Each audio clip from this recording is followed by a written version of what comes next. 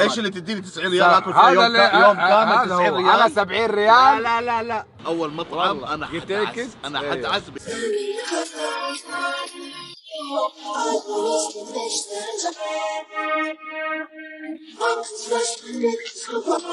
ما افتكر كده انا. المهم حناخد منقوشي وحنروح اللحام ناخد لنا نسيخ لحمه كده على السريع نمزج. قاعد يظبطوه. لا اقسم بالله يا جماعه انا جيت رفعت عشان يظبطوني هذا المفروض ما ياخذ.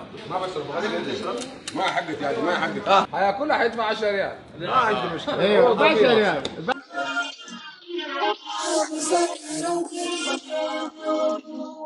لا ما يحتاج. شوف ما شاء الله ما في التوم مقص ما مقص. قلت له زياده توم عشان ما ادفع فلوس يا جماعه.